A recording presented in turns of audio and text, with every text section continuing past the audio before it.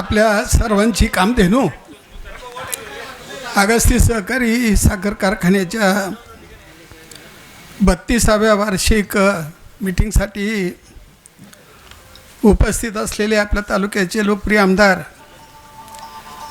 Doctor किरणजी लामटे साहेब,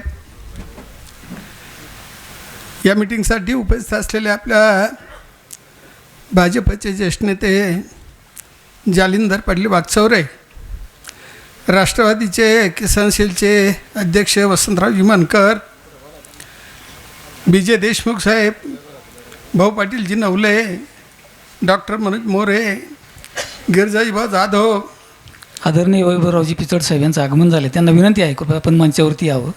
वैभवरावचं मनपूर्वक स्वागत करतो. त्यांच्याबरोबर आलेल्या सर्व सहकाऱ्यांचं स्वागत.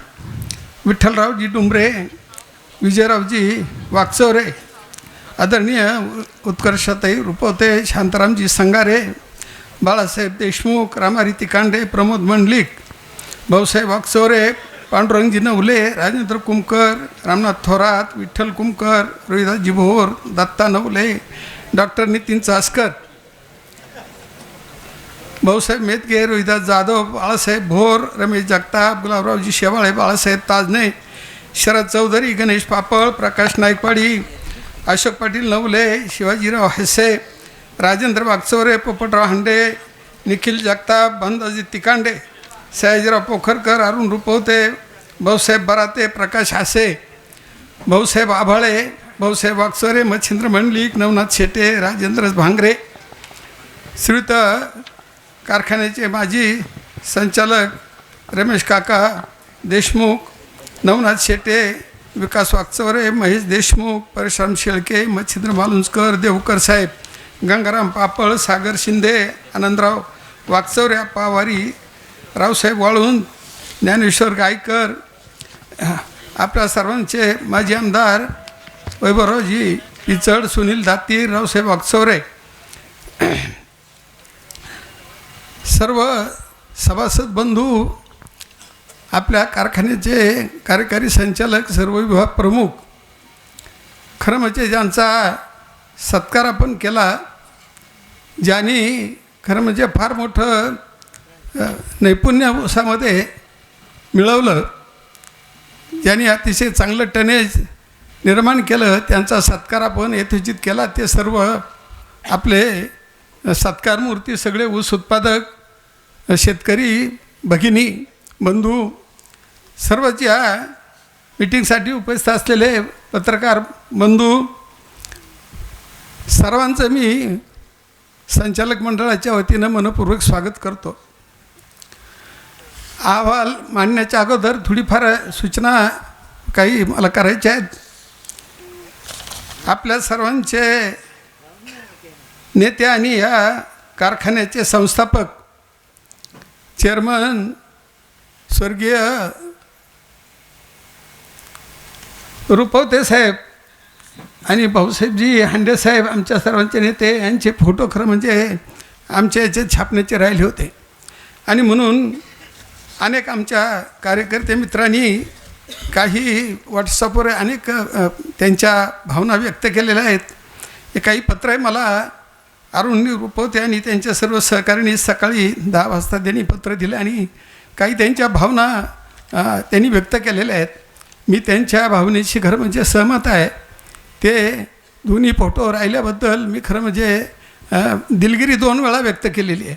आणि आजही मी जनरल मीटिंगच्या निमित्तानं आपल्या सर्वांच्या समोर हे दोन्हीही दादासाहेब आणि भाऊसाहेब हांडे, खरं म्हणजे हे दोघं माझ्यावर तर खूप त्यांनी प्रेम केलेले ना, आम्ही सर्वांनी तालुक्यानेच त्यांच्यावर प्रेम केलेलं आहे.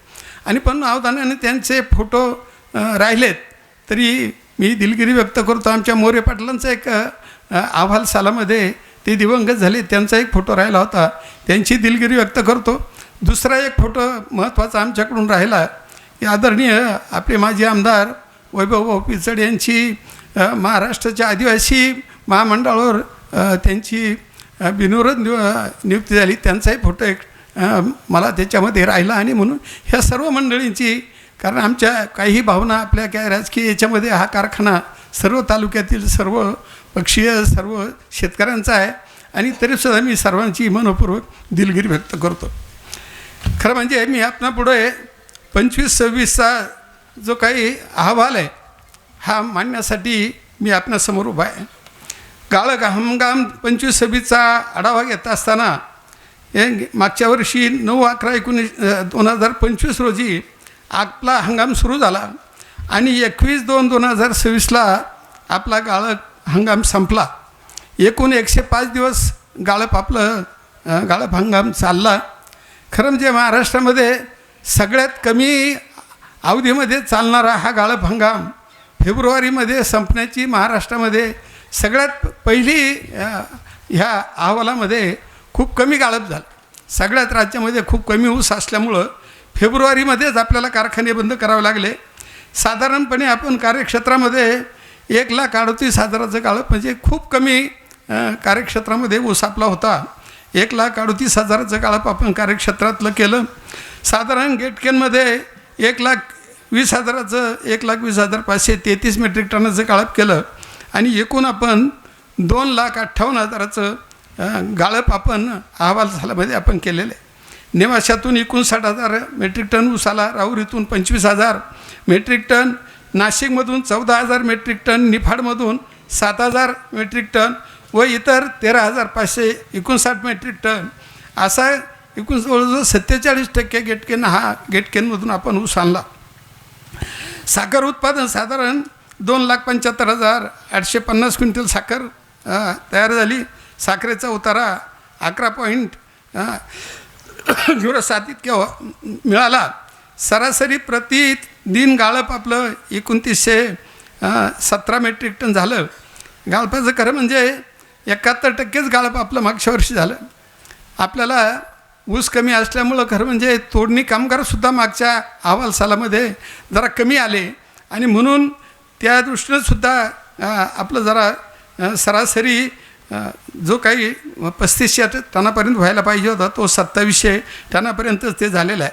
आणि म्हणून याचं साधारण गाळप क्षमता 171% झाली. बी हेवी मॉलिसेस 4,605 मेट्रिक टन झालं.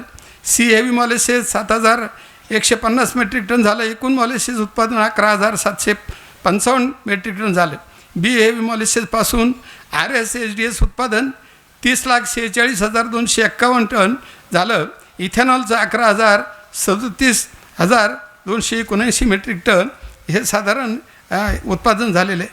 आपण मागच्या अहवाल सालामध्ये 25-26च्या साधारण ढोबळ FRP आपली 3966.584 निघत होती आणि निव्वळ FRP ते साधारण तोडणी वाहतुकीचा खर्च 1,056 त्याच्यातून गेल्यानंतर 29,900.694 अशी आपली साधारण FRP निघते. आज अखेर आपण सुरुवातीला कारखाना सुरू झाल्यानंतर 3,000 रुपयांनी आपण साधारण पेमेंट एक मला वाटतं 1.5 पेमेंट का 2 पेमेंट आपण केले आणि नंतरचे पेमेंट आपण 2,800 रुपयांनी केलेलं आहे. आणि म्हणून मागचं पेमेंट आपलं जवळजवळ 200 रुपयांनी द्यायचं राहिलेलं आहे. तोही प्रयत्न आपल्याला दिपोळीला राहिलेलं पेमेंट करावं लागेल. एकूण ऊस पेमेंटसाठी जिल्हा बँकेकडून सरासरी प्रति मेट्रिक टन 1,850 रुपये फक्त आपल्याला जिल्हा सहकारी बँकेकडून मिळतात. त्याप्रमाणे मालतारण उचल 105 कोटी रुपये आपण जिल्हा बँकेकडून केलेले आहे. त्यामध्ये मध्यमुदत कर्ज व अल्पमुदत कर्ज व्याजापोटीची वसुली बँकेने 48 कोटीची आपली त्याच्यातून 105 कोटीतून वसूल केलेली आहे. कारखान्यास बँकेकडून प्रत्यक्ष मिळालेली रक्कम ही 47 कोटी आणि 82 लाख आहे. कारखान्याने प्रत्यक्ष अदा केलेलं ऊस पेमेंट आपण साधारण 73 कोटी रुपयांचं आहे. आणि म्हणून या ऊस पेमेंटला कमी पडलेली रक्कम 25 कोटी 39 लाख बाकीच्या अनेक संस्थांकडून काही आपण कर्ज घेऊन काही हे करून आणि ते पेमेंट आपण केलेलं आहे. आज अखेर देय ऊस पेमेंट आपलं 200 रुपयाने जे राहिलेलं आहे सगळं गटातलं आणि गेटकेनचं 4 कोटी 34 लाख आपण खरं त्या पेमेंट राहिलेलं आहे. एकूण उचल व परतफेड अहवाल काळामध्ये कारखान्याने अहमदनगर जिल्हा बँकेकडून 31 मार्च 2025 रोजी कर्जबाकी 233 कोटी 4 लाख, उचल 319 कोटी आणि 96 लाख, परतफेड आपण 280 कोटीची केलेली आहे. आणि 31 मार्च 2026 रोजी कर्ज आपलं 272 कोटी 43 लाख आपलं राहिलेलं आहे. आसवनी प्रकल्पावर आपण साधारण 65 कोटी रुपयांची उचल केली होती. त्यामध्ये आसवनी उत्पादन कर्ज म्हणजे मागच्या वर्षी जे आपण घेतलं होतं त्या 65 कोटीमधून 28 कोटी रुपये 16 लाख हे बँकेनं त्याच्यामधून वजा करून घेतले. अपुरा दुरावा 4 कोटीचा होता. बँकेत परत कपात करून घेतलेली रक्कम 33 कोटी 10 लाख आणि कारखान्याला प्रत्यक्ष प्राप्त झाले 31 कोटी 90 लाख. ऊस पेमेंटपोटी त्यासाठी 21 कोटी 20 लाखाचा आपण ऊस पेमेंट केलेलं आहे. NCDCचा हप्ता आहे फक्त व्याजाचा, तो 3 कोटी 45 लाखाचा NCDCचा हप्ता भरलेला आहे. शासकीय भागभांडवल 69 लाख, ऊस तोडणी वाहतूक ॲडव्हान्स 4 कोटी 30 लाख, पगार मजुरी 1 कोटी 16 लाख, व्यापारी पेमेंट 1 कोटी 10 लाख, असा हा 65 कोटीचा साधारण आपला खर्च आपण त्यामध्ये केलेला आहे. असं एकूण सगळं 16, 26, 27 सुद्धा हे सगळं कर्जाचे आकडे इतके मोठे आहेत की दरवर्षी आपल्याला साधारण ऊसाचं FRP आणि पेमेंट देताना साधारण किमान 500 रुपयाचा तोटा एका टनाला होतो. 3 लाख जर आपण गाळप केलं तर 5 तरी 15 कोटी, 5 लाख झालं तर 5 5 25, असा निव्वळ फक्त FRP आणि ऊसाच्या भावामधला फरक आपल्याला साधारण त्याच्यामध्ये येतो. आणि म्हणून सातत्यानं खूप अडचणीत सगळीच कारखाने आता दरवर्षी आपण हेच सांगतो. त्यामुळं सभासदांना वाटतात हे परत तुम्ही, परंतु आम्ही पुष्कळ प्रयत्न करतो आहे. साखर संघ या राज्यातला प्रयत्न करतो आहे. नॅशनल फेडरेशनचे आपले अध्यक्ष हर्षवर्धन पाटील हे प्रयत्न करत आहेत की ही सगळी कारखाने जर टिकवायची असेल किंवा जर चालवायची असेल तर केंद्र सरकारनं आणि राज्य सरकारनं याच्यामध्ये मोठी मदत केली पाहिजे. SMP साखरेचे भाव वाढवले पाहिजेत किंवा हे जे काही कर्ज एकूण कारखान्याला झालेले याचं पुनर्गठन करून किमान 10 वर्षाचे हप्ते जर केले तर सुलभरित्या हे जे काही आपण ऊस गेल्यानंतर जवळजवळ 1200 रुपये प्रति टनाला, म्हणजे आपले नुसतं टॅगिंग जी बँकेचं आहे ते टॅगिंग कपात केलं जातं आणि ऊस पेमेंट देण्याकरता खूप मोठी कमी रक्कम पडते. आणि मग दुसरीकडून कुठंतरी ह्या रकमा उपलब्ध करून ऊस पेमेंटसाठी आपण काढतो आणि ते तोटे सातत्यानं कारखान्याला वाढत आहेत. हे जरी असलं तरी आपण सगळ्यांच्या मागणीप्रमाणे किंवा चर्चेमधून आपण कारखाना चालू ठेवला पाहिजे, ही आपली सगळ्यांची भाग्यलक्ष्मी. आणि म्हणून तो प्रयत्न आपण सातत्यानं चालू ठेवण्याचा करतो आहे. 26-27 काळ हंगाम आपण सुरू करत ह्या वर्षी जो सुरू करायचा आहे त्यासाठी अल्पमुदत कर्जाचं सुद्धा 144 कोटी रुपयाचं कर्ज आपण बँकेकडून घेतलेलं आहे. त्यामध्ये अल्पमुदत कर्ज मागची जी थकबाकी होती ती 112 कोटीची थकबाकी बँकेनं कपात करून घेतली. अपुरा दुरावा होता 6 कोटीचा, तो कपात करून घेतला. बँकेनं कपात करून घेतलेली एकूण रक्कम 118 कोटी आहे.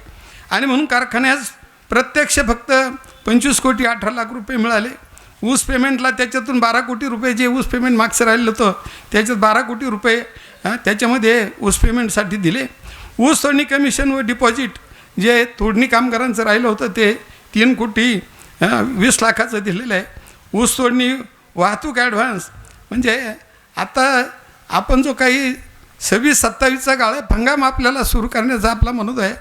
आणि म्हणून आम्ही प्रयत्न सर्व पातळ्यांवर हा गळीत हंगाम सुरू करण्यासाठी काही आपल्याला आर्थिक मदत कशी मिळवता येईल का जेणेकरून आपल्याला हा सीझन चालू करता येईल. परंतु ती रक्कम मिळेपर्यंत जर तोडणी कामगार ऊस तोडणी कामगार जर दुसऱ्या अनेक कारखाने प्रयत्न करत होते का आपली जी जिथं आपले तोडणी कामगार आहेत त्यांना ते फोडण्याचं काही मंडळी बाकीचे कारखाने प्रयत्न करतात त्याच्या पद्धतीनं जर पेमेंट त्यांना ॲडव्हान्स लवकर गेला नाहीत. आणि म्हणून आम्ही विनंती केली, मी बँकेवर प्रशासक आहे आणि म्हणून प्रशासक असल्यामुळं मी सुनेत्राताई पवार उपमुख्यमंत्री आणि आमदार साहेबांना मी सांगितलं की जर ॲडव्हान्स देण्यासाठी जर थोडीफार रक्कम जर आपल्याला मिळाली नाही तर सगळं लेबर जर निघून गेलं आणि नंतर जरी पैसे मिळाले तरी आपल्याला कारखाना चालवता येणार नाही. आणि म्हणून सुनेत्राताईंनी आदरणीय मुख्यमंत्री उपमुख्यमंत्री ताईंनी प्रशासक साहेबांना मदत केली, फोन केला आणि आपल्या अल्पमुदत कर्जातून 7 कोटी रुपये शिल्लक राहिले होते, परंतु आपले हप्ते 30 आला होते म्हणून ते देत नव्हते.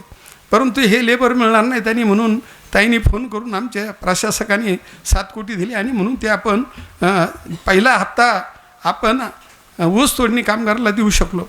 अजून 2 हप्ते ऊस तोडणी कामगारांना द्यायचे आहेत. दीपावळीला आपल्याला शेतकऱ्यांचं 200 रुपयाचं पेमेंट द्यायचं आहे. आणि म्हणून अशा अनेक आर्थिक अडचणी आजही कारखान्यासमोर उभ्या आहेत. आणि म्हणून हे सगळं कशा पद्धतीनं आपण करू शकतो, काय त्याच्यामध्ये अजून आपण काय मदत करता येईल, कुठून मदत करता येईल, खरं म्हणजे तो प्रयत्न करण्यासाठी आमदार साहेब, बाळासाहेब आणि वसंतराव ही जी मिटिंग खरं म्हणजे अजून 1.5 महिन्याने घेतली असती तरी चालली असती जालिंदर भाऊ, परंतु आपल्या कार्यकर्त्यांच्या समोर, सभासदांच्या समोर हे सगळं चित्र आपण सांगितलं पाहिजे आणि त्यांच्या सभासदांच्या, कार्यकर्त्यांच्या काय भावना आहेत, कारखान्याच्या संदर्भात काय आपण करू शकतो, खरं म्हणजे त्याचं आपल्याकडून मार्गदर्शन, सूचना सगळ्या आपल्या प्रमुख कार्यकर्त्यांच्या, सभासदांच्या सूचना घेऊन मग या गळीत हंगामाचा आपण कशा पद्धतीनं आपण कर्जाची व्यवस्था करू शकतो हा प्रयत्न करावा लागेल.